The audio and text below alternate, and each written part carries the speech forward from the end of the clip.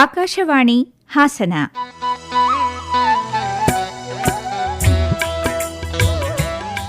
ಆಕಾಶವಾಣಿ ಹಾಗೂ ದೂರದರ್ಶನ ಕೇಂದ್ರಗಳಲ್ಲಿ ಶೀಘ್ರ ಲಿಪಿಕಾರರಾಗಿ ಸೇವೆ ಸಲ್ಲಿಸಿ ಇಂದು ವಯೋನಿವೃತ್ತಿ ಹೊಂದುತ್ತಿರುವ ಎಸ್. ಶ್ರೀನಿವಾಸನ್ ಅವರೊಂದಿಗೆ ಮಾತುಕತೆ. ಇವರೊಂದಿಗೆ ಸುಜಾತ ಎಫ್. ತಳವಾರ್ ಹಾಗೂ ಅರಕಲಗೂಡು ಬಿ. ಮಧುಸೂದನ್.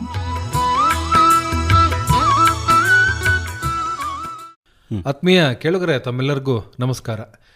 ನಾನು ಇವತ್ತು ಒಬ್ಬರು ಅಪರೂಪದ ವಿಶೇಷ ವ್ಯಕ್ತಿಯನ್ನು ನಿಮಗೆ ಪರಿಚಯ ಮಾಡುವ ಸಲುವಾಗಿ ಈ ಒಂದು ಸಂದರ್ಶನವನ್ನು ಮಾಡ್ತಾ ಇದ್ದೇವೆ. ಅವರು ಆಕಾಶವಾಣಿಗೆ ತುಂಬ ಹತ್ತಿರದವರು, ಆದರೆ ನಿಮಗೆ ಅಪರೂಪದ ವ್ಯಕ್ತಿ ಅಂತ ಹೇಳಿ ಅನಿಸುತ್ತೆ. ಆಕಾಶವಾಣಿ ಹಾಗೂ ದೂರದರ್ಶನ ಕೇಂದ್ರಗಳಲ್ಲಿ ಸುಮಾರು 36 ವರ್ಷಗಳ ಕಾಲ ಸುದೀರ್ಘವಾದಂತಹ ಸೇವೆಯನ್ನು ಸಲ್ಲಿಸಿ ಈ ಜನವರಿ ತಿಂಗಳ 31ನೇ ತಾರೀಕು ನಿವೃತ್ತರಾಗ್ತಾ ಇರತಕ್ಕಂತಹ ಶ್ರೀನಿವಾಸನ್ ಅವರು ಇವತ್ತಿನ ಅಪರೂಪದ ವ್ಯಕ್ತಿ. ಅವರು ದೂರದರ್ಶನ ಹಾಗೂ ಆಕಾಶವಾಣಿ ಕೇಂದ್ರಗಳಲ್ಲಿ ಶೀಘ್ರ ಲಿಪಿಕಾರರಾಗಿ ಕೆಲಸವನ್ನು ಸುದೀರ್ಘ ಅವಧಿಗೆ ಮಾಡಿದಂಥವ್ರು. ಸರ್, ತಮಗೆ ನಮಸ್ಕಾರ, ಕಾರ್ಯಕ್ರಮಕ್ಕೆ ಸ್ವಾಗತ. ನಮಸ್ಕಾರ. ಇವರ ಜೊತೆಗೆ ನಮ್ಮ ಆಕಾಶವಾಣಿ ಕೇಂದ್ರದ ಕಾರ್ಯಕ್ರಮ ಮುಖ್ಯಸ್ಥರಾದ ಸುಜಾತ ತಳವಾರ್ ಅವರು ಕೂಡ ಇದ್ದಾರೆ. ತಮಗೂ ನಮಸ್ಕಾರ, ಕಾರ್ಯಕ್ರಮಕ್ಕೆ ಸ್ವಾಗತ. ನಮಸ್ಕಾರ ಎಲ್ಲರಿಗೂ. ಸರ್, ಸುಮಾರು 36 ವರ್ಷಗಳ ಕಾಲ ಸುದೀರ್ಘವಾದಂತಹ ಸೇವೆಯನ್ನು ತಾವು ಸಲ್ಲಿಸಿದಂಥವ್ರು. ನಿಮ್ಮ ಬಾಲ್ಯ, ನಿಮ್ಮ ಹುಟ್ಟು ಮತ್ತು ನಿಮ್ಮ ಕುಟುಂಬ, ಇದರ ಬಗ್ಗೆ ಒಂದಷ್ಟು ಪರಿಚಯವನ್ನು ಮಾಡ್ಕೊಳ್ಳಿ ಸರ್. ನಾನು ಮೂಲತಃ ಕೋಲಾರ ಜಿಲ್ಲೆಯ ಬಂಗಾರಪೇಟೆ ತಾಲೂಕಿನ ಒಂದು ಸಣ್ಣ ಹಳ್ಳಿಯಲ್ಲಿ ಹುಟ್ಟಿದವನು. ಹುಟ್ಟಿ ನನ್ನ ಪ್ರಾಥಮಿಕ ವಿದ್ಯಾಭ್ಯಾಸ ಕೂಡ ನಮ್ಮ ಹಳ್ಳಿಯಲ್ಲೇ ಆಯಿತು. ನಮ್ಮ ತಂದೆ ತಾಯಿ ಇಬ್ಬರಿಗೂ ನಾನು ಮೊದಲನೇ ಮಗ. ನನ್ನ ಜೊತೆ ಹುಟ್ಟಿದವರು 9 ಜನ ಮಕ್ಕಳು. ನಾವು ಒಟ್ಟಿಗೆ 10 ಜನ ಮಕ್ಕಳು ನಾವು. ಅಲ್ಲಿ ಪ್ರಾಥಮಿಕ ವಿದ್ಯಾಭ್ಯಾಸ ನಮ್ಮ ಹುಟ್ಟೂರು ಒಂದು ಕುಗ್ರಾಮ. ಇವತ್ತಿಗೂ ಕುಗ್ರಾಮನೇ ಅದು. ಬಸ್ಸು ಗಿಸ್ಸು ಏನು ವ್ಯವಸ್ಥೆ ಇಲ್ಲ ಇವತ್ತಿಗೂ ಕೂಡ. ಅದೇ ಥರ ಇರೋಂಥ 5ನೇ ಕ್ಲಾಸ್ ತನಕ ನಮ್ಮೂರಿನಲ್ಲೇ ಓದಿದೆ. ಮತ್ತು ಪಕ್ಕದ ಹಳ್ಳಿ, ಇನ್ನೊಂದು 4 ಕಿಲೋಮೀಟರ್ ಅಷ್ಟು ದೂರದ ಹಳ್ಳಿಗೆ ಮತ್ತೆ ಹೈಯರ್ ಪ್ರೈಮರಿ ಅಂತ ಏನಂತೀವಿ ಈಗ, ಹೈಸ್ಕೂಲ್, 6ನೇ ಕ್ಲಾಸ್ 7ನೇ ಕ್ಲಾಸು ಇದನ್ನ ಪಕ್ಕದ ಹಳ್ಳಿಯಲ್ಲಿ ಮುಗಿಸ್ದೆ. ಅದರ ನಂತರ 8th ಅಂದರೆ ಹೈಸ್ಕೂಲ್ ವಿದ್ಯಾಭ್ಯಾಸಕ್ಕೋಸ್ಕರ ನನ್ನನ್ನು KGF ಅಂತ ಇದೆ ನಮ್ಮ ಊರ ಪಕ್ಕದಲ್ಲಿ, ಬಂಗಾರಪೇಟೆ ಪಕ್ಕದಲ್ಲಿ KGF ಅಂತ ಇದೆ. KGFನಲ್ಲಿ ಒಂದು ಸ್ಕೂಲಲ್ಲಿ ಸೇರಿಸಿದ್ರು ನಮ್ಮ ತಂದೆ. ಸೇರಿಸಿ ಅಲ್ಲಿ SSLC PUC ಮತ್ತು ಡಿಗ್ರಿ ತನಕ KGFನಲ್ಲೇ ಓದಿದೆ ನಾನು. ಇದ್ರ ಜೊತೆಗೇನೆ ನನ್ನ ಜೊತೆಗಾರ ಒಬ್ಬ ಶೀಘ್ರ ಲಿಪಿ ಕಲಿತಾ ಇದ್ದ, ಅಂದ್ರೆ ಶಾರ್ಟ್ ಹ್ಯಾಂಡ್ ಅಂತ. ಅವಾಗ ಒಂಥರ ಫ್ಯಾಷನ್ ಹೇಗಿತ್ತು ಅಂತಂದ್ರೆ, SSLC ಆದ ಕೂಡ್ಲೇನೆ ಎಲ್ಲರೂ ಟೈಪಿಂಗ್ ಇನ್ಸ್ಟಿಟ್ಯೂಟ್ಗೆ ಸೇರೋದು. ಹುಡುಗಿರಿರ್ಬೋದು ಹುಡುಗರಿರ್ಬೋದು. ಒಂದು ಪೇಪರ್ ಇಟ್ಕೊಂಡು ಒಂದು 10 ರೂಪಾಯಿ ಫೀಸ್ ಕಟ್ಟಿ ಎಲ್ಲರೂ ಟೈಪಿಂಗ್ ಇನ್ಸ್ಟಿಟ್ಯೂಟ್ಗೆ ಸೇರಿ ಸಾಯಂಕಾಲ ಆದರೆ ಟೈಪಿಂಗು ಕಲಿಯೋದು ಅಥವಾ ಶಾರ್ಟ್ ಹ್ಯಾಂಡು ಕಲಿಯೋದು, ಈ ಥರದ್ದು ಒಂದು ಇತ್ತು. ಸೊ ಅದರಲ್ಲಿ ನಾನು ಒಬ್ಬ. ಡಿಗ್ರಿಗೆ ಹೋಗ್ತಾ ಮತ್ತೆ PUCಗೆ ಸೇರ್ಕೊಂಡೆ ನಾನು. ಅದಕ್ಕೆ ಎಲ್ಲವೂ ಸರ್ಕಾರಿ ಇದರಲ್ಲೇ, ಸರ್ಕಾರಿ ಶಾಲೆಗಳಲ್ಲೇ ಓದಿದ್ದು, ಸರ್ಕಾರಿ ಕಾಲೇಜಲ್ಲೇ ಓದಿದ್ದು. ಓದ್ಕೊಂಡು ಮುಂದಕ್ಕೆ ಡಿಗ್ರಿ ಆಯಿತು. ಮತ್ತೆ ಒಂದು ಸ್ವಲ್ಪ ದಿವಸ ನಾನು ಹಂಗೆ ಒಬ್ಬ ವಕೀಲರ ಹತ್ರ ಕೆಲಸ ಮಾಡ್ತಾ ಇದ್ದೆ. ವಕೀಲರ ಹತ್ರ ಈ ಶಾರ್ಟ್ ಹ್ಯಾಂಡ್ ಜೊತೆಗೆ ಮಾಡ್ಕೊಂಡೆ ನಾನು. Short hand, English short hand, junior, senior ಮತ್ತೆ ಇಂಟರ್ ಅಂತ 3 ಬರುತ್ತೆ ಅದರಲ್ಲಿ. ಅದು 3 ನಾನು ಆಗಲೇ ಮುಗಿಸ್ಕೊಂಡೆ, ಒಂದಾದ ನಂತರ ಒಂದು. ಅದರ ಜೊತೆಗೆ ಈ ಸ್ಟೆನೋಗ್ರಾಫರ್ದು ಪರೀಕ್ಷೆಗಳನ್ನು ಕಾಲ್ ಮಾಡ್ತಾ ಇದ್ರು ಈ ಸ್ಟಾಫ್ ಸೆಲೆಕ್ಷನ್ ಕಮಿಷನ್ ಅವರು. ಹಾಗಾಗಿ ನಮ್ಮ ಮಾಸ್ಟರ್ ಒಬ್ರು ಜಗನ್ನಾಥ್ ಅಂತ ನನಗೆ ಪಾಠ ಹೇಳಿದಂತ, ಶಾರ್ಟ್ ಹ್ಯಾಂಡ್ ಪಾಠ ಹೇಳಿದಂಥ ಮಾಸ್ಟ್ರು ಅವರು, ನೀವು ಅಪ್ಲೈ ಮಾಡ್ರಯ್ಯ, ಯಾಕೆ ಸುಮ್ಮನೆ ಸಿಕ್ಕಿದ್ರೆ ಸಿಕ್ಬೋದು, ಪ್ರಯತ್ನ ಅಂತೂ ಮಾಡಿ, ನೀವು ಸೀನಿಯರ್ ಮಾಡ್ಕೊಂಡಿದ್ದೀರಾ, ಅದಕ್ಕೋಸ್ಕರ ಸಿಗ್ಬೋದು, ನೀವು ಅಪ್ಲೈ ಮಾಡಿ, ಈ ಥರ ಸೆಂಟ್ರಲ್ ಗೌರ್ಮೆಂಟ್ ಹುದ್ದೆಗಳೆಲ್ಲ ಬೇಕಾದಷ್ಟು ಕಾಲ್ಫರ್ ಆಗ್ತಾ ಇದೆ ಈಗ ಅನ್ನೋ ಸೂಚನೆ ಕೊಟ್ಟರು. ನಮ್ಮ ಊರು ಎಷ್ಟು ಸಣ್ಣ ಊರು ಅಂತಂದರೆ, ಅದು ತಾಲೂಕು ಕೇಂದ್ರ ಆದರೂ ಕೂಡ ಒಂದು ಮೂಲಭೂತ ಸೌಕರ್ಯಗಳು ಇರಲಿಲ್ಲ. ಈಗಲೂ ಅಷ್ಟಕ್ಕಷ್ಟೇ. ಮತ್ತು ಅಲ್ಲಿ ಒಣ ಪ್ರದೇಶ ಆದ್ದರಿಂದ ಎಲ್ಲ ಬರಪೀಡಿತಾನೆ ಒಂದು ರೀತಿ ಆಗಿದೆ. ಅಲ್ಲಿ ಏನಾಯಿತು, ನಾನು ಒಂದು ಲೈಬ್ರರಿಗೆ ಹೋಗ್ತಾ ಇದ್ದೆ. ಲೈಬ್ರರಿಯಲ್ಲಿ ಕೂತ್ಕೊಂಡು ಈ ಅಡ್ವರ್ಟೈಸ್ಮೆಂಟ್ಸ್ ಎಲ್ಲ ಬರ್ಕೊಳ್ಳೋದು ನೋಟ್ ಪುಸ್ತಕದಲ್ಲಿ, ಮತ್ತು ಅದಕ್ಕೆ ಅಪ್ಲಿಕೇಶನ್ ತಗೊಳ್ಳೋದು, ಹಾಕೋದು, ಈ ಥರದ್ದೊಂದು ಇದು ವ್ಯವಸ್ಥೆ ಇತ್ತು. ಅದನ್ನು ಹೋಗಿ ನಾನು ಅಪ್ಲಿಕೇಶನ್ ತಗೊಂಡು ಮತ್ತೆ ಈ ಸ್ಟಾಫ್ ಸೆಲೆಕ್ಷನ್ ಕಮಿಷನ್ ಅನ್ನೋ ಪರೀಕ್ಷೆಯಲ್ಲಿ ಅದರಲ್ಲಿ ಸ್ಟೆನೋಗ್ರಾಫರ್ಸ್ ಹುದ್ದೆ ಕಾಲ್ಫರ್ ಮಾಡಿದ್ರು 1988ರಲ್ಲಿ. 87ರಲ್ಲಿ ನಂದು ಡಿಗ್ರಿ ಮುಗಿದಿತ್ತು. ಸೊ ಹಂಗಾಗಿ 88ರಲ್ಲಿ ಲಾಯರ್ ಹತ್ರ ಕೆಲಸ ಮಾಡಿಕೊಂಡು ನಾನು ಹೀಗೆ ಈ ಥರದ್ದು ಹುದ್ದೆ ಏನಾದರೂ ನೌಕರಿಗೋಸ್ಕರ ಹುಡುಕಾಡ್ತಾ ಇದ್ದೆ, ರೈಲ್ವೇಸ್ ಆಗಲಿ ಈ ಥರದ್ದೆಲ್ಲ ಆಗಲಿ. ಆಗ ಈ ಸ್ಟೆನೋಗ್ರಾಫರ್ದು ಅಪ್ಲೈ ಮಾಡಿದ್ನಲ್ಲ, ಅದು ಬಂತು. ಮತ್ತೆ ಪರೀಕ್ಷೆನೂ ಆಯ್ತು. ಆಮೇಲೆ ಅದರದ್ದು ಒಂದು ಪ್ರಾಕ್ಟಿಕಲ್ ಪರೀಕ್ಷೆನೂ ಮಾಡ್ತಾರೆ, ಬೆಂಗಳೂರಿಗೆ ಕರೆದು 2ನೇ ಹಂತದ ಪರೀಕ್ಷೆ. ಅದು ಆಯ್ತು. ಅದಾದ್ಮೇಲೆ ಬಿಟ್ಬಿಟ್ಟೆ ನಾನು ಅದನ್ನ. ಏನು ಅದು ಸುಮಾರು ದಿವಸ ಬರಲಿಲ್ಲ, ಏನೋ ಒಂದು 5-6 ತಿಂಗಳಾದ್ರೂ ಕೂಡ ಅದ್ರದ್ದೇನು ಸೂಚನೆನೂ ಬರಲಿಲ್ಲ. ಇದು ಹೋಗಿರ್ಬೋದು ಗೊತ್ತಿಲ್ಲ ಅಂತ ಹೇಳಿ. ಅವಾಗೇನು ಈ ಥರದ ಇಂಟರ್ನೆಟ್ ವ್ಯವಸ್ಥೆ ಅವೆಲ್ಲ ಇಲ್ವಲ್ಲ, ಹಾಗಾಗಿ ನಮಗೆ ಗೊತ್ತಾಗ್ತಿರ್ಲಿಲ್ಲ. ಪೋಸ್ಟಲ್ಲಿ ಬಂದರೆ ಮಾತ್ರ ಗೊತ್ತಾಗೋದು. ಆ ಪರೀಕ್ಷೆ ಬರೆದು ಮುಗಿಸಿ ನಾನು ನನ್ನ ಪಾಡಿಗೆ ನಾನು ಕೆಲಸ ಮಾಡಿಕೊಂಡು ಇದ್ದೆ. ಆಮೇಲೆ ಒಂದು 6 ತಿಂಗಳಾದ ನಂತರ ನಮ್ಮ ಊರಿಗೆ ಬರೋಂಥ ಪೋಸ್ಟ್ ಮ್ಯಾನ್ ಒಬ್ರು ಕಿಟ್ಟಪ್ಪ ಅಂತ ಹೇಳಿ, ಅದು ಸಬ್ ಪೋಸ್ಟ್ ಮಾಸ್ಟರ್ ಒಬ್ರು ಇದ್ರಲ್ಲಿ. ಅವರು ನಮ್ಮ ಊರಿನ ಮೂಲಕ ಹಾದು ಹೋಗುವಂಥವ್ರು, ನಮ್ಮ ತಂದೆಗೆ ಪರಿಚಿತರಾಗಿದ್ದಂಥವ್ರು. ಅವರು ಮೇಷ್ಟ್ರಾಗಿದ್ದರಿಂದ ಸಾಮಾನ್ಯವಾಗಿ ಆ ಏರಿಯಾದಲ್ಲಿ ಎಲ್ಲರೂ ಪರಿಚಯ ಇತ್ತು ಅವ್ರಿಗೆ. ಅವರು ಈ ಥರ ಮಾಸ್ಟರ್ ಮಗನಿಗೆ ಯಾವುದೋ ಒಂದು ಪೋಸ್ಟ್ ಬಂದಿತ್ತು ಕಣ್ರಿ ಅಂತ ಯಾರ ಕೈಲೋ ಒಬ್ರ ಕೈಯಲ್ಲಿ ಹೇಳಿ ಕಳ್ಸಿದ್ದಾರೆ. ಆಮೇಲೆ ಏನ್ ನನಗೆ ಯಾವ ಪೋಸ್ಟ್ ಬರುತ್ತೆ, ನಾನು ಹೋಗೋದು ಬರೋದು, ನಂದು ಯಾವ ಪೋಸ್ಟ್. 6 ತಿಂಗಳಾಗಿರೋದ್ರಿಂದ ಮರ್ತೋಗಿರುತ್ತದೆ. 6 ತಿಂಗಳಾಗಿದ್ರಿಂದ ಮರ್ತಿತ್ತು. ಕೊನೆಗೆ ಅದಕ್ಕೆ ಟೈಮು ತುಂಬಾ ಕಡಿಮೆ ಇತ್ತು ಸರ್. ಅದು ಅಂದ್ರೆ ಒಂದು ವಾರದ ಇದು ಏನೋ ಇತ್ತು. ಡೆಲ್ಲಿಯಿಂದ ಒಂದು ರಿಜಿಸ್ಟರ್ಡ್ ಪೋಸ್ಟ್ ಬಂದಿತ್ತು ನನಗೆ. ಬಂದಿರೋದ್ರಲ್ಲಿ ಮತ್ತೆ ಕೊನೆಗೆ ನಾನು ಏನೋ ನೋಡೋಣ ಅಂತ ಹೇಳಿ ಆ ಪಕ್ಕದ ಹಳ್ಳಿಗೆ ಹೋಗಿ ಪೋಸ್ಟ್ ಮಾಸ್ಟರ್ನ ಸಂಪರ್ಕ ಮಾಡಿ ಅದನ್ನ ಈಸ್ಕೊಂಡು ನೋಡೋವಾಗ ಅದರಲ್ಲಿ ಈ ತರ ಸೆಲೆಕ್ಷನ್ ಆರ್ಡರು ಮತ್ತೆ ನೀನು ಈ ತರ ಇಂಥ ಕಡೆ ಬಂದು ಜಾಯ್ನ್ ಆಗ್ಬೇಕು, ಈ ಅಟೆಸ್ಟೇಷನ್ ಫಾರ್ಮ್ಸ್ ಎಲ್ಲ ತುಂಬಿ ಕಳಿಸ್ಬೇಕು ಅನ್ನೋಂಥ ಸೂಚನೆ ಎಲ್ಲ ಇತ್ತು. ಅದನ್ನ ತಗೊಂಬಂದು ಮತ್ತೆ ನಾನು ನಮ್ಮ ಲೆಕ್ಚರರ್ಸ್ ಕಾಂಟ್ಯಾಕ್ಟ್ ಮಾಡಿ ಅವ್ರ ಹತ್ರ ಎಲ್ಲ ಸೈನ್ ಮಾಡಿಸಿ ಮತ್ತೆಲ್ಲ. ಹೇಗಿತ್ತು ಅದನ್ನ ನೋಡಿದ ತಕ್ಷಣ? ಯಾಕಂದ್ರೆ ಆ ಕಾಲಕ್ಕೆ ಒಂದು ಸರ್ಕಾರಿ ಕೆಲಸ ಸಿಗೋದು, ಒಂದು ಸರ್ಕಾರಿ ಕೆಲಸ ಈ ಎಲ್ಲದಕ್ಕಿಂತ ಮುಖ್ಯವಾಗಿ ನಮ್ಮ ಮನೇಲಿ ಏನಾಗಿತ್ತು ಅಂತಂದ್ರೆ, ಒಂದು ರೀತಿ ನಮ್ಮ ತಂದೆ ಇನ್ನೇನು ರಿಟೈರ್ಮೆಂಟ್ ಹಂತಕ್ಕೆ ಬಂದಿದ್ರು. ದುಡಿಯೋ ಮಕ್ಕಳು ಯಾರೂ ಇಲ್ಲ. ನನ್ನ ಹಿಂದೆ ಸುಮಾರು ಜನ ಮಕ್ಕಳಿದ್ರು. ಆಮೇಲೆ ನಂದು ಈ ಪೆನ್ಷನ್ ಅಲ್ಲಿ ನನ್ನ ಜೀವನ ನಿರ್ವಹಣೆ ಆಗುತ್ತೋ ಇಲ್ವೋ ಅನ್ನೋಂಥ ಒಂದು ಇದು ಇತ್ತು, ಅವ್ರಿಗೆ ಆತಂಕನೂ ಇತ್ತು. ನಮ್ಮ ತಂದೆಗೆ ಯಾರು ದುಡಿಯೋ ಮಕ್ಕಳಿಲ್ಲ, ಇವನು ಸುಮ್ಮನೆ ಯಾವುದು ಕೆಲಸ ಸಿಕ್ಲಿಲ್ಲ, ಏನೂ ಇಲ್ಲ, ಏನೋ ಒಂದು ಮಾಡ್ಕೊಂಡು ಅವನ ಪಾಡಿಗೆ ಅವನು ಇದಾರೆ ಅನ್ನೋಂಥ ಒಂದು ನಿರಾಶೆ ಕೌದಿತ್ತು. ಹಾಗ ಅನ್ಬೋದು ನಾನು. ಅಂತ ಟೈಮಲ್ಲಿ ನನಗೆ ಇದು ಬಂತಲ್ಲ, ಬಂದ ತಕ್ಷಣ ನಮ್ಮ ತಂದೆಗೆ ತಗೊಂಡು ಬಂದು ತೋರಿಸ್ದೆ ನಾನು. ಅಣ್ಣ ನೋಡಿ ಈ ತರ ನನಗೆ ಯಾವುದೋ ಕೆಲಸ ಏನೋ ಬಂದಿದೆ ಅಂತ ಕಾಣುತ್ತೆ. ಅದೇ ಅವರು ಎಲ್ಲ ನೋಡಿ, ಹೌದು ಕಣ ನಿನಗೆ ಈ ತರ ಕೆಲಸ ಸಿಕ್ಕಿದೆ, ಇಲ್ಲಿ ಏನ್ ಮಾಡ್ತೀಯ ಈಗ, ಹೋಗಿ ಸೇರ್ಕೋತೀಯ ಅಥವಾ ಬೇರೆ ದಿಕ್ ಪ್ರಯತ್ನ ಪಡ್ತೀಯ, ಅಷ್ಟು ದೂರ ಡೆಲ್ಲಿಗೆ ಹೋಗ್ಬೇಕಲ್ವ ನೀನು. ಹಾಗಾಗಿ ಕೊನೆಗೆ ಆ ಕೆಲ್ಸಕ್ಕೆ ಹೋಗಿ ರಿಪೋರ್ಟ್ ಮಾಡ್ಕೊಂತೀನಿ ನಾನು. ಇಲ್ಲ ಈಗ ಸಿಕ್ಕಿರೋದು ಈ ಕೆಲಸನ ಕಳ್ಕೊಳ್ಳೋದು ಬೇಡ ನಾವು ಅನ್ನೋಂಥ ಅಭಿಪ್ರಾಯಕ್ಕೆ ಬಂದ್ವಿ. ಆಮೇಲೆ ಕೊನೆಗೆ ನಾನು ಹೋಗೋದು ಅಂತ ಆಯ್ತು. ಆ ಫಾರ್ಮ್ಸ್ ಎಲ್ಲ ಕಳಿಸ್ಕೊಟ್ಟೆ. ಮತ್ತೆ ಒಬ್ರು ನನ್ನ ಸ್ನೇಹಿತರೊಬ್ರು ಮೋಹನ್ ಅಂತ ಇದು ಮಾಡ್ತಿದ್ರು, ಅವ್ರನ್ನ ಕಾಂಟ್ಯಾಕ್ಟ್ ಮಾಡಿದೆ ಪೋಸ್ಟ್ ಆಫೀಸಲ್ಲಿ. ಅವ್ರು ಸ್ವಲ್ಪ ಸೀನಿಯರ್ ಆಗಿದ್ರು. ಅವ್ರನ್ನ ಕಾಂಟ್ಯಾಕ್ಟ್ ಮಾಡಿದಾಗ ಅವ್ರು ಅದನ್ನ ನೋಡಿ, ಇದು ಒಳ್ಳೆ ಕೆಲಸ, ಇದು ಬಿಡಬೇಡ ನೀನು, ಮೊದಲು ಹೋಗಿ ಸೇರ್ಕೋ ಅನ್ನೋಂಥದ್ದು ಕೊಟ್ರು. ಆಮೇಲೆ ನಮ್ಮ ವಕೀಲರಿಗೂ ಸಂಪರ್ಕ ಮಾಡಿದೆ, ಸುಧೀಂದ್ರ ಅಂತ ಅವ್ರ ವಕೀಲರ ಹೆಸರು. ಅವರು ಕೂಡ ನೋಡ್ಬಿಟ್ಟು ಒಳ್ಳೇದ್ ಕಡೆ ಹೋಗು ನೀನು ಸೇರ್ಕೋ, ಬಿಡ್ಬೇಡ, ಇದು ಅಸಡ್ಡೆ ಮಾಡಬೇಡ, ಕೆಲ್ಸಕ್ಕೆ ಸೇರ್ಕೊಂಡು ಮತ್ತೆ ಬೇರೆ ಕೆಲ್ಸಗಳಿಗೆ ಪ್ರಯತ್ನ ಮಾಡು ನೀನು ಅನ್ನೋಂಥ ಸೂಚನೆ ಕೊಟ್ರು. ಸರಿ ಆಯ್ತು ಅಂತ ಹೇಳಿ ನಾನು ಹೊರಟುಬಿಟ್ಟೆ ಸರ್ ಡೆಲ್ಲಿಗೆ. ನಿಮ್ಗೆ ಇಂಥ ಕೆಲಸಕ್ಕೆ ಹೋಗ್ಬೇಕು ಅನ್ನೋ ಅಂತ ಏನಾದ್ರು ಕನಸುಗಳಿತ್ತು? ಇಲ್ಲ, ಆ ತರದ್ದೇನು ಕನಸುಗಳಿರ್ಲಿಲ್ಲ. ನಿಮಗೆ ಹೇಳ್ಬೇಕು ಅಂತಂದ್ರೆ, ಹೈಸ್ಕೂಲಲ್ಲಿ ನಾನು ಬಸ್ಸಲ್ಲಿ ಹೋಗ್ತಾ ಇದ್ದೆ. ಬಸ್ಸಲ್ಲಿ ಹೋದಾಗೆಲ್ಲ ಆ ಡ್ರೈವರ್ ಒಬ್ರು ನಾಗರಾಜ್ ಅಂತ ಇದ್ರು. ಆ ಡ್ರೈವರ್ ಪಕ್ಕದಲ್ಲೇ ಕೂರಕ್ ಇಷ್ಟಪಡ್ತಿದ್ದೆ ನಾನು. 8ನೇ ಕ್ಲಾಸ್ 9ನೇ ಕ್ಲಾಸ್ ಹುಡುಗರು ಅಂದ್ರೆ ಅವಾಗೆಲ್ಲ ಒಂಥರ ಕನಸುಗಳು ಬಿಚ್ಕೊಳ್ಳೋ ಅಂತ ವಯಸ್ಸು. ಮತ್ತೆ ಏನೇನೋ ರೋಮಾಂಚಕ, ಈ ಹೆಂಗ್ ಡ್ರೈವ್ ಮಾಡ್ತಾರೆ ಇವರು, ಈ ತರದ್ದೆಲ್ಲ ಐತಲ್ಲ. ಅವನು ಬಸ್ಸು ಓಡಿಸ್ತಿದ್ದ ಒಂದು ಇದಕ್ಕೆ ನಾನ್ ಜೀವನದಲ್ಲಿ ಬಸ್ಸು ಡ್ರೈವರ್ ಆಗ್ಬೇಕು ಅಂತ ಕನಸು ಕಾಣ್ತಾ ಇದ್ದೆ ನಾನು. ಯಾವತ್ತಾದ್ರೂ ಆಗ್ಲಿ ಡ್ರೈವರ್ ಕೆಲ್ಸಕ್ಕೆ ಹೋಗ್ಬೇಕು ನಾನು.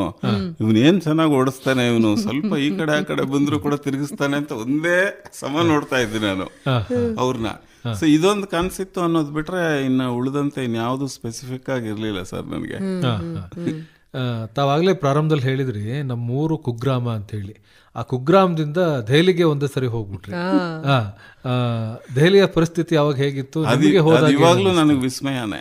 ಈಗಲೂ ಇಷ್ಟು ವರ್ಷ ಆದ್ಮೇಲೆ 35-36 ವರ್ಷ ಒಂದು ಸಂಸ್ಥೆ ಮತ್ತೆ ಬೇರೆ ಬೇರೆ ಹಲವಾರು ನಗರಗಳಲ್ಲಿ, ಸಣ್ಣ ಸಣ್ಣ ನಗರಗಳಲ್ಲಿ, ಪಟ್ಟಣಗಳಲ್ಲಿ ಕೆಲಸ ಮಾಡಿದ ಮೇಲೂ ಕೂಡ ತುಂಬಾ ಒಂದು 40-50 ಮನೆ ಇರ್ತಕ್ಕಂಥ ಒಂದು ಕುಗ್ರಾಮದಿಂದ ಏನೂ ಕನೆಕ್ಟಿವಿಟಿ ಇಲ್ಲದೆ ಇರೋಂತ, ನಮ್ಮೂರಲ್ಲಿ ಪೋಸ್ಟ್ ಆಫೀಸು ಇಲ್ಲ, 4ನೇ ಕ್ಲಾಸ್ ತನಕ ಸ್ಕೂಲ್ ಇರೋದು ಬಿಟ್ರೆ ಉಳ್ದಂತೆ ಏನೂ ಇರ್ಲಿಲ್ಲ ಆಗ. ಈಗ್ಲೂ ಅಷ್ಟೇನೆ, ಈಗ್ಲೂ ಏನಿಲ್ಲ.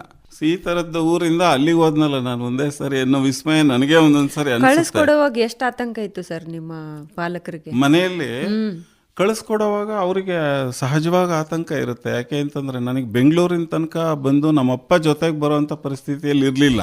ಅವರೇನು ಡೆಲ್ಲಿಗೆ ಬಂದು ನಾನು ಈಗಿನ ಪಾಲಕರು ಪೋಷಕರು ಹೋಗಿ ಮಕ್ಕಳನ್ನ ಸೇರ್ಕೊಳ್ಳೋ ತನಕನೂ ಇದ್ದು ಅವ್ರ ಜೊತೆಗೆ ಬರೋ ತರದ ವ್ಯವಸ್ಥೆ ಇರ್ಲಿಲ್ಲ.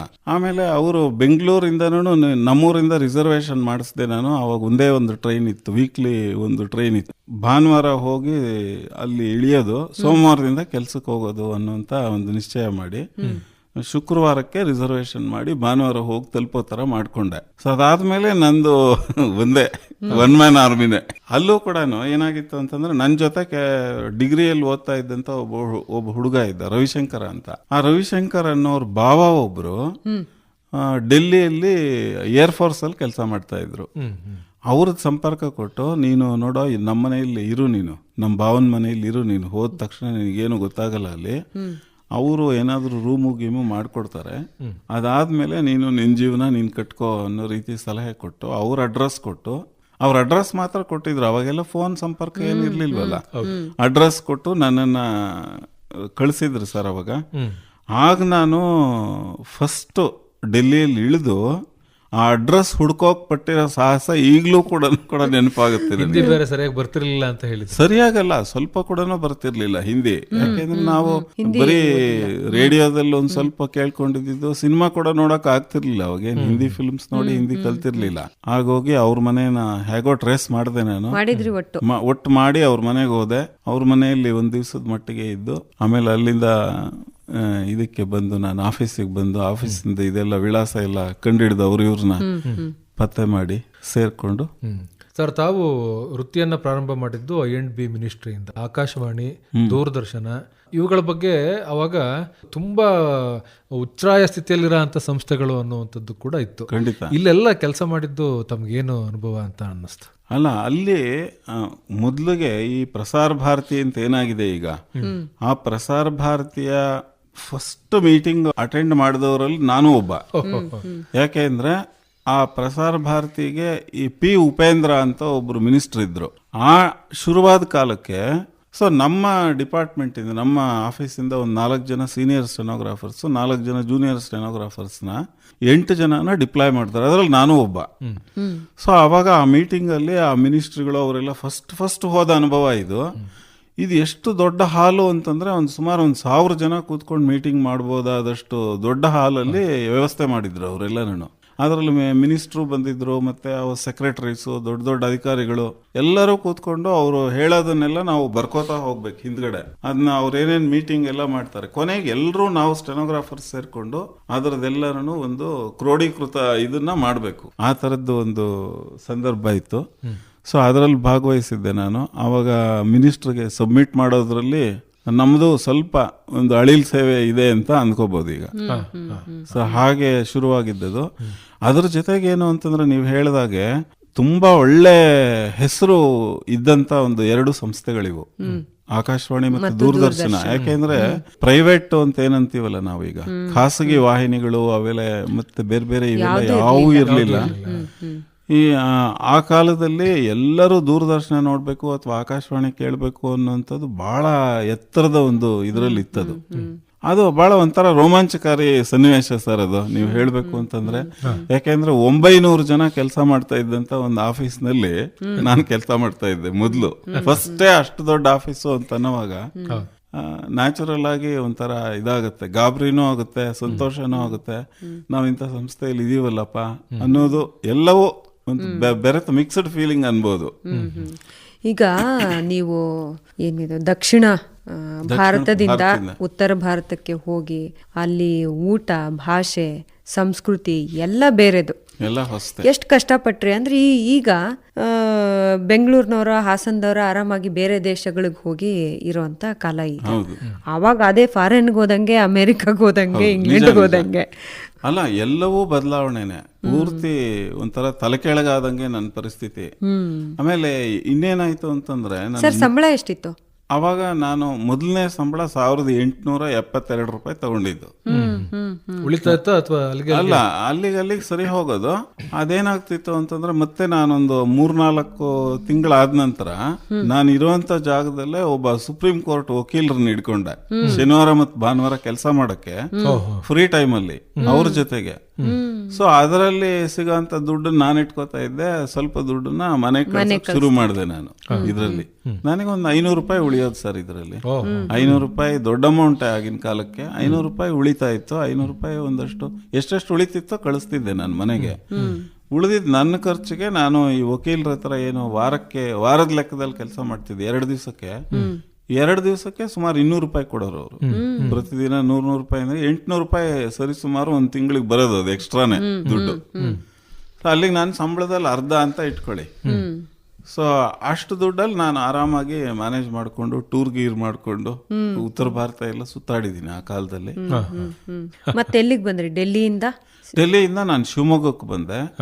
ಶಿವಮೊಗ್ಗದಿಂದ ಮತ್ತೆ ಹಾಸನಕ್ಕೆ ಬಂದೆ.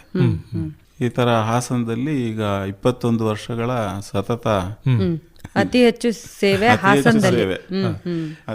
ಶೀಘ್ರ ಲಿಪಿಗಾರರು ಅಂತ ಹೇಳಿದ್ರೆ ಸರ್, ಯಾವುದೇ ಒಂದು ಸಂಸ್ಥೆಯಲ್ಲಿ ಯಾರು ಮುಖ್ಯಸ್ಥರು ಇರ್ತಾರೋ ಅವ್ರಿಗೆ ತುಂಬಾ ಸನಿಹದಲ್ಲಿ ಕೆಲಸವನ್ನ ಮಾಡ್ತಕ್ಕಂತ ಒಂದು ಅವಕಾಶ. ಅಲ್ಲಿ ಸಾಕಷ್ಟು ಸವಾಲುಗಳಿರುತ್ತೆ, ನಿಮ್ಗೆ ತುಂಬಾ ಸವಾಲುಗಳಿರುತ್ತೆ. ಅದನ್ನೆಲ್ಲ ಹೇಗೆ ಎದುರಿಸಿದ್ರಿ? ಮತ್ತೆ ಅಷ್ಟು ಸಮೀಪದಲ್ಲಿ ಕೆಲಸ ಮಾಡುವಾಗ ಅದು ಕೇವಲ ನಿಮ್ಗೆ ಈಗ ಮುಖ್ಯಸ್ಥರೇ ಮುಖ್ಯ ಆಗೋದಿಲ್ಲ, ಜೊತೆಗಿದ್ದ ಸಹ ಸಿಬ್ಬಂದಿ ಅಂತ ಹೇಳಿ ಏನಿರ್ತಾರೋ ಅವರು ಕೂಡ ಮುಖ್ಯಸ್ಥರಾಗಿರ್ತಾರೆ. ಇದೆರಡನ್ನು ಕೂಡ ಸರಿದೂಗಿಸ್ಬೇಕಾಗುತ್ತೆ. ಈ ಒಂದು ಬ್ಯಾಲೆನ್ಸ್ ಹೆಂಗ್ ಮಾಡ್ತಾ ಇದ್ರಿ? ಅದು ಬ್ಯಾಲೆನ್ಸ್ ಅಂದ್ರೆ ನೋಡಿ ಸರ್, ಇದು ನನಗೆ ಒಬ್ರು ವೇದಲ ವೆಂಕಟಕೃಷ್ಣ ಶಾಸ್ತ್ರಿ ಅಂತ ಮೊದಲನೇ ಬಾಸ್ ಅವರು, ತುಂಬಾ ಹಿರಿಯ ವ್ಯಕ್ತಿ. ಆಗಿನ ಕಾಲಕ್ಕೆ ಸುಮಾರು ಒಂದು 55-56 ವರ್ಷ. ನನಗೆ 23-24 ವರ್ಷದ ವಯಸ್ಸಿನಲ್ಲಿ ಅವ್ರು 55 ವರ್ಷದ ಜನ ಅಂತಂದ್ರೆ ನಮ್ಮ ತಂದೆ ಸ್ಥಾನದಲ್ಲಿ ಇದ್ದವರು ಹೆಚ್ಚು ಕಡಿಮೆ ಅವರು ಅಂತ ಅನ್ಕೋಬಹುದು ನಾವು. ಅವರು ಸಾಕಷ್ಟು ಅನುಭವ ಇದ್ದವರು. ಅವರು ನನಗೆ ಕೆಲವೊಂದು ಟಿಪ್ಸ್ ಎಲ್ಲ ಕೊಟ್ರು. ಫಸ್ಟ್ ಮೊದಲನೇ ಬಾಸೆ ನನಗೆ ತುಂಬಾ ದೂರ್ವಾಸ ಮಹರ್ಷಿಗಳವರು.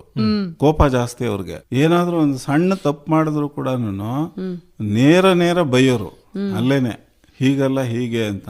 ಎಲ್ಲವರೆಗೂ ಹೆದರ್ಸೋರು ಅಂದ್ರೆ ನೀನನ್ ಕೆಲಸದಿಂದ ನಾಳೆ ತೆಗೆದಾಕ್ತೀನಿ ಅನ್ನೋ ತನಕ ಹೆದರ್ಸೋರು ಅವರು. ಅಷ್ಟರ ಮಟ್ಟಿಗೆ ನಿಷ್ಠುರವಾದಿ, ಆದ್ರೆ ಹೃದಯವಂತ. ಯಾರಿಗೂ ತೊಂದರೆ ಮಾಡಿದವರಲ್ಲ, ಮತ್ತೆ ಯಾರಿಗೂ ಇದು ಮಾಡಿದವರಲ್ಲ. ಡಿಫೆನ್ಸ್ ಅಲ್ಲಿ ಇದ್ದು ಅವರು ಅಧಿಕಾರಿಯಾಗಿ ರಿಟೈರ್ ಆಗಿದ್ರಿಂದ ಆ ಶಿಸ್ತಿತ್ತು ಅಂತ ನಾನು ಅಂದ್ಕೋತೀನಿ. ಅವರು ಡಿಫೆನ್ಸ್ ಅಲ್ಲಿ ಇದ್ರು ದೊಡ್ಡ ಅಧಿಕಾರಿಯಾಗಿ.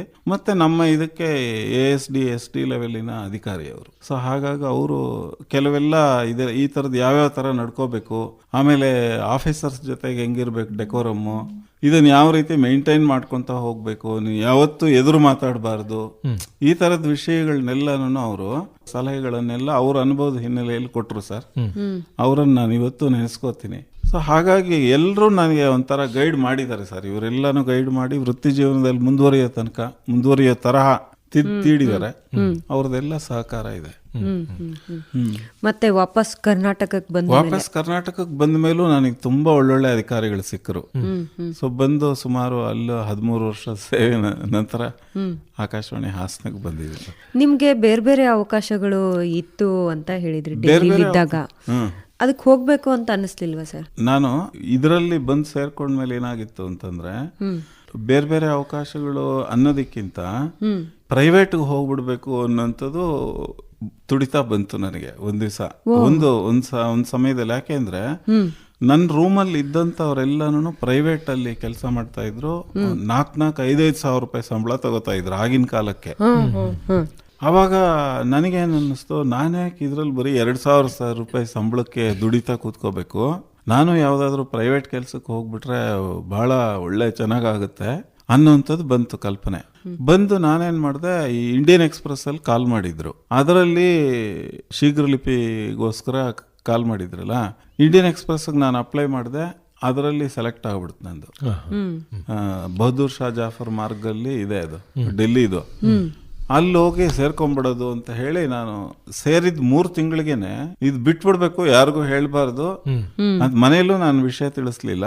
ಮತ್ತೆ ಇಲ್ಲೂ ಯಾರಿಗೂ ಹೇಳಲಿಲ್ಲ, ಡಿಸ್ಕಷನ್ ಯಾರ ಜೊತೆನೂ ಏನು ಮಾಡಲಿಲ್ಲ, ನಮ್ಮ ರೂಮ್ ಮೇಟ್ಸು ಯಾರ ಜೊತೆನೂ ಏನು ಮಾಡಲಿಲ್ಲ. ನನ್ನ ಪಾಡಿಗೆ ನಾನು ಈ ಕೆಲಸ ನನಗೆ ಬೇಡ, ನಾನು ಬೇರೆ ನೌಕರಿ ಬಿಟ್ಟು ಹೋಗ್ತಾ ಇದ್ದೀನಿ ಅಂತ ಬರೆದು ಅವ್ರಿಗೆ ನಾನು ರಿಸೈನ್ ಮಾಡ್ತಿದ್ದೀನಿ ಅಂತ ಬರೆದು ನಮ್ಮ S2 ಸೆಕ್ಷನಲ್ಲಿ ಸಬ್ಮಿಟ್ ಮಾಡಿಬಿಟ್ಟು ಹೋಗ್ಬಿಟ್ಟೆ ನಾನು. 3 ತಿಂಗಳಾಗಿತ್ತು. ಅವ್ರಿಗೆ ಗೊತ್ತಿತ್ತು ಇವನು ವಾಪಸ್ ಬರ್ತಾನೆ ಅಂತ. ಯಾರೋ ಆ ಆಫೀಸರ್ ಯಾರು ಆಶಾನಂದ್ ಅಂತ ಇದ್ರು, ಅವರು ಇನ್ನೂ ಹೆಸರುಗಳು ನೆನಪಿದೆ ನನಗೆ. ಆಶಾನಂದ್ ಅಂತ, ನೈ ಬಾಯ್, ಅವರು ಹಿಂದಿಯಲ್ಲಿ ನೈ ಜಾವು ಪ್ರೈವೇಟ್ ಮೇ ನೈ ಚಲೇಗ ಕಾಮ ಎಲ್ಲ ಹೇಳಿದ್ರು. ಅವ್ರ ಅಡ್ವೈಸ್, ಸರ್ ನೈ ಸರ್ ಬಹುತ್ ಪಗಾರ್ ಬಹುತ್ ಕಮ್ಮಿ, ಏನದು ಸ್ಯಾಲ್ರಿ ಸಂಬಳ ಬಹಳ ಕಮ್ಮಿ ಇಲ್ಲಿ, ಅದರಿಂದ ನಾನು ಬಹಳ ಮೇಧಾವಿ, ನನಗೆ ಇನ್ನೂ ಜಾಸ್ತಿ ಸಂಬಳ ಬರಬೇಕು ಅನ್ನೋಂಥ ಕಲ್ಪನೆ ಇತ್ತು ಅವಾಗ.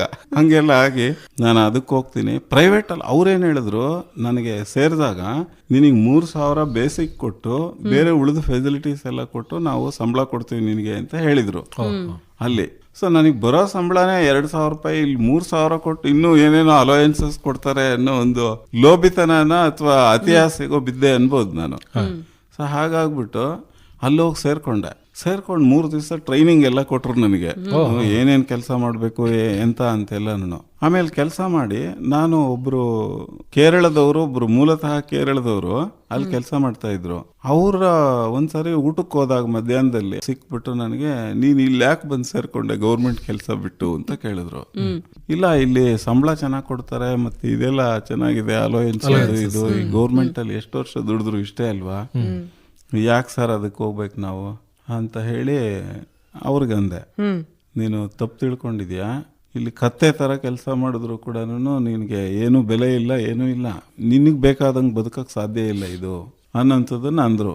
ನನಗೆ ಮತ್ತೆ ಯೋಚನೆ ಶುರುವಾಗ್ಬಿಡ್ತು, ಇದೇನಿದು ತಪ್ಪು ಮಾಡ್ಬಿಟ್ಟೆ ನಾನು, ಈ ಕೆಲ್ಸಕ್ಕೆ ಬಂದು ಸೇರ್ಕೊಂಡು ಒಂದು ಎಷ್ಟೆಷ್ಟೋ ಕಷ್ಟಪಟ್ಟು ಸಿಕ್ಕಿದ ಕೆಲ್ಸನ ಬಿಟ್ಬಿಟ್ನಲ್ಲ ಅನ್ನೋದು ಒಂಥರ ತುಮುಲ ಸ್ಟಾರ್ಟ್ ಆಯ್ತು ಒಳಗಡೆನೆ. ಅವ್ರು ಮತ್ತೆ ಇನ್ನೊಂದು ಸಲಹೆ ಕೊಟ್ರು ನನಗೆ. ಅವ್ರ ಹೆಸರು ರವೀಂದ್ರನ್ ಅಂತ, ಕೇರಳದವರು. ಅವ್ರು ಅಂದ್ರು, ನೀನು ತಪ್ಪು ಮಾಡಿದ್ಯಾ ಬಂದು ಇಲ್ಲಿ ಸೇರ್ಕೊಂಡು, ನೀನು ಅಂತ ಒಳ್ಳೆ ಕೆಲಸ ಡಿಪಾರ್ಟ್ಮೆಂಟ್ ಅಲ್ಲಿ ಬಿಟ್ಬಿಟ್ಟು ನೀನು ಸಂಬಳ ಕಮ್ಮಿ ಇರ್ಬೋದು, ನಿನಗೆ ಹೋಗ್ತಾ ಹೋಗ್ತಾ ಅದ್ರ ಬೆಲೆ ಗೊತ್ತಾಗುತ್ತೆ. ನಾನು ಎಷ್ಟು ವರ್ಷದಿಂದ ಲಾಗ ಹೊಡೆದ್ರು ನನಗೆ ಸಿಕ್ಲಿಲ್ಲ ಕೆಲಸ ಗೌರ್ಮೆಂಟಿಂದು. ಆದ್ರೂ ನಾನೊಂದು ಸಲಹೆ ಕೊಡ್ತೀನಿ, ಸಾಮಾನ್ಯವಾಗಿ ಸರ್ಕಾರದಲ್ಲಿ ಅಷ್ಟು ಬೇಗ ಅಕ್ಸೆಪ್ಟ್ ಮಾಡಲ್ಲ ರೆಸಿಗ್ನೇಷನ್ಸ್. ನೀನ್ ಪುನಃ ಹೋಗಿ ವಾಪಸ್ ವಿಚಾರಿಸು ನಿಮ್ಮ ಆಫೀಸರ್ನ ಯಾರು ಇರ್ತಾರಲ್ಲ. ನೀವು ರೆಸಿಗ್ನೇಷನ್ ಕೊಟ್ಟು ಬಂದ್ಬಿಟ್ಟಿದ್ದೆ? ರೆಸಿಗ್ನೇಷನ್ ಕೊಟ್ಟು ನಾನು ಇನ್ ಬರೋದಿಲ್ಲ ಸರ್, ನೀವು ಬೇರೆ ಯಾರನ್ನಾದ್ರೂ ತಗೊಳ್ಳಿ ಅಂತಾನೂ ಹೇಳಿ ಬಂದಿದ್ದೆ ನಾನು. ಅಂದ್ರೆ ದ್ವಂದ್ವಕ್ಕೆ ಬಿದ್ದು ನಾನು ಹೇಗಾದ್ರೂ ಆಗ್ಲಿ ಇವನು ಹಿರಿ ಮನುಷ್ಯ ಹೇಳ್ತಾ ಇದ್ದಾನೆ ನನಗೆ, ಹೋಗಿ ಕೇಳೋಣ ಅಂತ ಮತ್ತೆ ಆಶಾನಂದ್ ಹತ್ರ ಹೋದೆ. ಅವು ಅಂತ ಬಹಳ ಉತ್ಸಾಹದಿಂದ ಕಾಯ್ತಾ ಇದ್ರು ಅನ್ಸುತ್ತೆ ಅವರು. ಬರ್ಮಾಡ್ಕೊಂಡ್ರು ಅವರು. ಬರ್ಮಾಡ್ಕೊಂಡು ಕ್ಯಾವೋ ಬಾಯ್ ಅಂತ ಕೇಳಿದ್ರು. ಆಮೇಲೆ ಸರ್ ಈ ತರ ಆಯ್ತು, ನನಗೆ ಬೇಡ ಸರ್ ಆ ಕೆಲಸ, ಇದಕ್ಕೆ ಸೇರ್ಕೋತೀನಿ ನಾನು. ಅದೇಂಗ್ ಇದಕ್ಕೆ ಸೇರ್ಕೊಳಕ್ಕಾಗತ್ತೆ, ನೀನು ಒಂದ್ಸರಿ ರಿಸೈನ್ ಮಾಡಿದ್ಯಾ ಅಷ್ಟೇ ಮುಗೀತು ಹೋಗು ಅಂತಂದ್ರು. ಬಹಳ ದುಃಖ ಆಗೋಯ್ತು ಸರ್ ನನಗೆ. ಆಮೇಲೆ ಸುಮ್ಮನೆ ಹಂಗೆ ಕೂತ್ಕೊಂಡಿದ್ದೆ, ಇನ್ನೇನ್ ಮಾಡೋದು ಸರ್, ಏನು ಗೊತ್ತಾಗ್ತಾ ಇಲ್ಲ ನನಗೆ, ನಮ್ಮಪ್ಪ ಇನ್ನು ನನ್ನ ಉಳ್ಸಲ್ಲ ನನ್ನ ತಂದ್ಕೊಂಡು ನಾನು ಪೆಚ್ಚು ಮೊರ ಹಾಕೊಂಡು ಕೂತಿದ್ದೆ. ಆಮೇಲೆ ಸರಿ ಅವರು ಆ ಲೆಟರ್ ತೆಗೆದ್ರು, ಅವ್ರದ್ದು ಇದರಿಂದ ತೆಗೆದ್ಬಿಟ್ಟು ನನ್ನ ಎದುರುಗಡೆನೆ ಹರಿದಾಕಿ ಅದನ್ನ ಟೀಕೆ ಜಾವ್ ತುಮ್ 3 दिन छुट्टी ले लो और जाओ रिपोर्ट करो, मुझे मालूम था कि आप वापस आ जाएंगे ಅಂತೆಲ್ಲ ಹೇಳಿ ಸಮಾಧಾನ ಮಾಡಿ, ಈ ತರ ದುಡುಕಬೇಡ ನೀನು, ನಾನು ಅವತ್ತು ನಿನಗೆ ಎಷ್ಟು ಹೇಳ್ದೆ ನೀನು, ಆದ್ರೂ ನೀನು ಧಿಕ್ಕರಿಸೋದೆ ನೀನು ಅಂತೆಲ್ಲ ಬೈದ್ರು. ಒಂದಷ್ಟು ಬೈದ್ರು ಅಂದ್ರೆ ಹಿತವಚನ ಹೇಳಿದ್ರು ಅನ್ಬೇಕು ನಾವು, ಅದು ಬೈಗಳ ಅಲ್ಲ ಅದು. ಹಿಂಗಾಯ್ತು ಸರ್ ನಂದು. ಅದೊಂದು ದೊಡ್ಡ ತಿರುವು. ಇಲ್ದೆ ಹೋಗಿದ್ರೆ ಬಹುಶಃ ನಾನು ಎಲ್ಲೆಲ್ಲಿ ಏನೇನ್ ಆಗ್ತಿತ್ತು ಅನ್ನೋದು ಗೊತ್ತಿಲ್ಲ, ಪರಿಸ್ಥಿತಿ ಗೊತ್ತಿಲ್ಲ. ಇವತ್ತು ಸಂದರ್ಶನ ಕೂಡ ಆಗ್ತಾ ಇರಲಿಲ್ಲ. ಹಾಸನದಲ್ಲಿ ಬಹಳ ಸುದೀರ್ಘ ಕಾಲ ತಾವು ಸೇವೆಯನ್ನ ಸಲ್ಲಿಸಿದಂತವ್ರು. ಹೌದು ಸರ್. ಹೇಗಿತ್ತು ಇಲ್ಲಿಯ ಅನುಭವ? ಸರ್ ಇಲ್ಲಿ ಇದೊಂದು ಅದ್ಭುತ ಕೇಂದ್ರ ಇದು. ನನ್ನ ಮಟ್ಟಿಗೆ ಹೇಳೋದಾದ್ರೆ ಇಲ್ಲಿ 7 ಬೀಳುಗಳೆಲ್ಲ ಇದೆ. ಅಂದ್ರೆ ಬಂದ ಹೊಸತ್ರಲ್ಲಿ ನಮ್ಗೆ ಬಹಳ ಅನಾರೋಗ್ಯ ಕಾಡ್ತು, ಮತ್ತೆ ನಮ್ ತಂದೆನ ಕಳ್ಕೊಂಡ್ವಿ, ಮತ್ತೆ ನನಗೆ ಸ್ವಲ್ಪ ತುಂಬಾ ದೊಡ್ಡ ದೊಡ್ಡ ಪೆಟ್ಟುಗಳಾದ್ವು, ನನ್ನ ಮಗನಿಗೂ ಸ್ವಲ್ಪ ಅನಾರೋಗ್ಯ ಆಯ್ತು, ಏನೆಲ್ಲ ಆಯ್ತು. ಅದರಿಂದ ಎಲ್ಲಾನು ಹೊರಬಂದು ಬಹಳ ಒಳ್ಳೆ ಆತ್ಮೀಯ ಸಂಬಂಧಗಳನ್ನು ಹೆಣ್ಕೊಂಡು ತುಂಬಾ ಚೆನ್ನಾಗಿ ಮುಗಿಸ್ತಾ ಇದ್ದೀನಿ ನಾನು ಇದನ್ನ, ನನ್ನ ಕೆರಿಯರ್. ಅವರು ತುಂಬಾ ಒಳ್ಳೆ ಸ್ಟೇಷನ್, ಒಳ್ಳೆ ಅಧಿಕಾರಿಗಳು, ಒಳ್ಳೆ ಸ್ನೇಹಿತರು ಎಲ್ಲರೂ ಸಿಕ್ಕರು. ತುಂಬಾ ಒಳ್ಳೆ ಸ್ಟೇಷನ್ ಸರ್ ಇದು, ಒಳ್ಳೆ ಕೇಂದ್ರ ನಿಮ್ಮ ಎಲ್ಲ ದೃಷ್ಟಿಯಿಂದಲೂ. ನಿಮ್ಮ ಊರನ್ನ ಬಿಟ್ರೆ ಅತಿ ಹೆಚ್ಚು ಕಾಲ ಇಲ್ಲಿ ಕಳೆದಿದ್ದೀರಾ. ನಿಮ್ಮ ಕುಟುಂಬಸ್ಥರ ಪರಿಚಯವನ್ನ ಮಾಡ್ಕೊಡಿ. ಕುಟುಂಬಸ್ಥರು ಸರ್, ನನಗೆ ಇಬ್ಬರು ಮಕ್ಕಳು, ನನ್ನ ತಮ್ಮಂದ್ರು ನಾವು 3 ಜನ, ತಂಗಿಯರು 5 ಜನ, 8, 9, 10 ಜನ ಆದ್ವಿ ನಾವು. ಹಾಗಾಗಿ ಅವರೆಲ್ಲನೂ ಮದುವೆ ಆಗಿದ್ದಾರೆ, ಎಲ್ಲರೂ ಅವ್ರವ್ರ ಪಾಡಿಗೆ ಅವ್ರು ಸುಖವಾಗಿದ್ದಾರೆ. ಸೊ ನನಗೆ 97ರಲ್ಲಿ ಮದುವೆ ಆಯಿತು. ಅದಾದ ನಂತರ ಇಬ್ಬರು ಮಕ್ಕಳು, ನಮ್ಮ ಶ್ರೀಮತಿಯವರು ನಿರ್ಮಲಾ ಅಂತ, ದೊಡ್ಡವನು ಹರಿಚರಣ ಅಂತ, ಅವನೊಂದು ಪ್ರೈವೇಟ್ ಕಂಪನಿಯಲ್ಲಿ ಕೆಲಸ ಮಾಡ್ತಾ ಇದ್ದಾನೆ. ಇಲ್ಲೇ ಓದಿದ್ರು ಇಬ್ರು ಮಕ್ಕಳು. ಎರಡನೇವನು ಶ್ಯಾಮ ಅಂತ, ಅವನು ಇಲ್ಲೇ ಹಾಸನನ ಇಬ್ರು ಇಷ್ಟಪಡ್ತಾರೆ. ನಮ್ಮ ಮನೆಯವರು ತುಂಬಾ ಇಷ್ಟಪಡ್ತಾರೆ ಹಾಸನನ. ಅವರಿಬ್ರು ಈ ಕೆಲಸದ ನಿಮಿತ್ತ ಬೆಂಗಳೂರಲ್ಲಿ ಇರೋದ್ರಿಂದ ನಾವು ಬೆಂಗಳೂರಿಗೆ ಹೋಗ್ಬೇಕಾಗಿದೆ. ಈ ಆಕಾಶವಾಣಿಯ ಕೇಳುಗರಿಗೆ ತಾವು ಏನು ಹೇಳಲಿಕ್ಕೆ ಇಷ್ಟಪಡ್ತೀರಿ? ಸಂಸ್ಥೆ ನೀಡ್ತಾ ಇರುವಂತ ಸೇವೆ ಅದ್ಭುತ ಇದು ಒಂದು ರೀತಿ. ಯಾಕಪ್ಪ ಅಂತಂದ್ರೆ, ನಾನು ನನ್ನ ಬಾಲ್ಯದ ದಿನಗಳನ್ನು ನೆನ್ಕೊಂಡ್ರೆ ಈ 3 ರಾಜ್ಯಗಳು ಸೇರ್ಕೊಳ್ಳುವಂತ ಒಂದು ಜಾಗದಲ್ಲಿ ಹುಟ್ಟು ಬೆಳೆದವನು ನಾನು. ತಮಿಳುನಾಡು, ಆಂಧ್ರ ಪ್ರದೇಶ, ಕರ್ನಾಟಕ. ನಮಗೆ ರೇಡಿಯೋ ಆನ್ ಮಾಡಿದ್ರೆ ನಮ್ಮ ಮನೆಯಲ್ಲಿ ಪ್ರತಿದಿನ ರೇಡಿಯೋ ಆನ್ ಮಾಡ್ತಾ ಇದ್ರು. ಆ ತರದ್ದೊಂದು ಜಾಗದಿಂದ ಬಂದಿದ್ದು. ಅಂತ ಒಂದು ರೇಡಿಯೋ ಒಡನಾಟದಿಂದ ಶುರುವಾಗಿತ್ತು. ಆದರೂ ಕೂಡ ರೇಡಿಯೋ ನೀಡ್ತಕ್ಕಂಥ ಸೇವೆನ ಬೇರೆ ಯಾವ ಇದು ಕೂಡ ನೀಡಕ್ ಸಾಧ್ಯ ಇಲ್ಲ ಅಂತ ನನ್ನ ಅಭಿಪ್ರಾಯ. ಸೊ ದೂರದರ್ಶನನೂ ಹಾಗೇನೆ, ಒಳ್ಳೊಳ್ಳೆ ಕಾರ್ಯಕ್ರಮಗಳು, ಒಳ್ಳೊಳ್ಳೆ ಪ್ರಸಾರ. ಆಮೇಲೆ ಇವತ್ತಿಗೂ ಹಿರಿಯರು ಒಂದ್ ಸ್ವಲ್ಪ, ಆಮೇಲೆ ಒಂಚೂರು ಅಥೆಂಟಿಕ್ ಆಗಿ ನಮಗ್ ಬೇಕು ಅಂದ್ರೆ ಆಕಾಶವಾಣಿನ ಅಥವಾ ದೂರದರ್ಶನನೇ ನೆಚ್ಕೋತಾರೆ ಬಿಟ್ರೆ, ಬೇರೆ ಅಬ್ಬರದ ಒಂದು ಇದನ್ನ ಯಾರು ಅಷ್ಟೊಂದು ಅಥೆಂಟಿಕೇಟ್ ಮಾಡೋದಿಲ್ಲ. ಅಷ್ಟರ ಮಟ್ಟಿಗೆ ನಾನು ಹೇಳಬಲ್ಲೆ. ಒಂದು ಸುದೀರ್ಘ ಅವಕಾಶ ಇದು ಒಂಥರ. ಇಲ್ಲಿ 21 ವರ್ಷಗಳ ಕಾಲ ಕೆಲಸ ಮಾಡಿದ್ದೀನಿ. ಮತ್ತೆ ಎಲ್ಲ ಸ್ನೇಹಿತರು, ಬಂಧು ಬಳಗ ಎಲ್ಲ, ನನ್ನ ಒಡನಾಟ ಬಹಳ ಚೆನ್ನಾಗಿದೆ ಸರ್ ಎಲ್ಲ ಇಲ್ಲಿ. ಅದು ನನಗೆ ಬಹಳ ಖುಷಿ ತರೋದು. ಮಕ್ಕಳಿರ್ಬೋದು, ದೊಡ್ಡವರು ಇರ್ಬೋದು, ಹಿರಿಯರು ಇರ್ಬೋದು, ಎಲ್ಲರೂ ಕೈ ಹಿಡಿದು ನಡೆಸಿದ್ದಾರೆ. ಬಹಳ ಚೆನ್ನಾಗಿ ಅನ್ನಿಸ್ತು ನನಗೆ. ಬಟ್ ಈಗ ಕೂಡ ಏನು ದುಃಖ ಅಥವಾ ಪಾಶ್ಚಾತ್ತಾಪದಿಂದ ನಾನು ಹೊರಗೆ ಹೋಗ್ತಾ ಇಲ್ಲ. ಬಹಳ ಖುಷಿಯಾಗೆ ನನ್ನ ನಿವೃತ್ತಿ ಹತ್ರ ಬಂತು. ಆರೋಗ್ಯನೂ ಚೆನ್ನಾಗಿದೆ. ಸೊ ಇದೆಲ್ಲನೂ ಪ್ಲಸ್ ಪಾಯಿಂಟ್ಸ್ ಒಂದು ರೀತಿ. ಒಳ್ಳೆಯದು ಸರ್. ಇದುವರೆಗೆ ತಾವು ತಮ್ಮ ಈ ಸುದೀರ್ಘವಾದಂತಹ ಸೇವಾ ಅನುಭವ ಏನಿತ್ತೋ ಅದನ್ನು ಹೇಳಿಕೊಂಡ್ರಿ. 2 ಪ್ರತಿಷ್ಠಿತವಾದಂತಹ ನಮ್ಮ ದೇಶದ ಸಂಸ್ಥೆಗಳು ಹೇಗೆ ಕೆಲಸವನ್ನು ಮಾಡ್ತಾ ಇದ್ದಾವೆ, ಹೇಗೆ ಅನೇಕ ಪ್ರತಿಭೆಗಳಿಗೆ ಆಶ್ರಯವನ್ನು ನೀಡಿವೆ, ಮತ್ತು ಆ ಒಂದು ಪ್ರತಿಭೆಗಳಲ್ಲಿ ಒಬ್ಬರಾಗಿ ಒಂದು ಬದುಕನ್ನು ಕಟ್ಟಿಕೊಳ್ಳಿಕ್ಕೆ ಹೇಗೆ ಸಾಧ್ಯ ಆಯಿತು ಅನ್ನುವಂಥ ವಿಚಾರಗಳನ್ನು ತಾವು ತಿಳಿಸ್ಕೊಟ್ರಿ. ನಿಮ್ಮ ಮುಂದಿನ ನಿವೃತ್ತ ಜೀವನ ಹೀಗೆಯೇ ಮುಂದುವರಿಯಲಿ, ತುಂಬ ಚೆನ್ನಾಗಿರಲಿ. ನಿಮಗೆ ದೇವರು ಆರೋಗ್ಯ, ಐಶ್ವರ್ಯ ಇವೆಲ್ಲವನ್ನು ಕೂಡ ನಿಮ್ಮ ಕುಟುಂಬಕ್ಕೆ ಕೊಟ್ಟು ಕಾಪಾಡಲಿ ಅಂತ ನಮ್ಮೆಲ್ಲ ಕೇಳುಗರ ಪರವಾಗಿ ತಿಳಿಸ್ತಾ, ತಾವು ಬಿಡುವು ಮಾಡ್ಕೊಂಡು ಮಾತನಾಡಿದ್ದಕ್ಕಾಗಿ ತಮಗೆ ಧನ್ಯವಾದಗಳು. ನಮಸ್ಕಾರ ಸರ್. ನಮಸ್ತೆ. ಧನ್ಯವಾದಗಳು. ನಮಸ್ತೆ.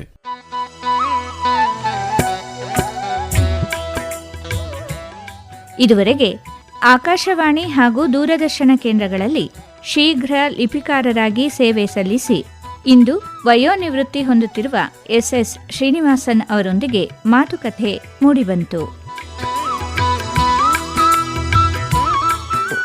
ಇವರೊಂದಿಗೆ ಮಾತುಕತೆಯಲ್ಲಿ ಪಾಲ್ಗೊಂಡವರು ಸುಜಾತ ಎಫ್ ತಳವಾರ್ ಹಾಗೂ ಅರಕಲಗೂಡು ಬಿ ಮಧುಸೂದನ್.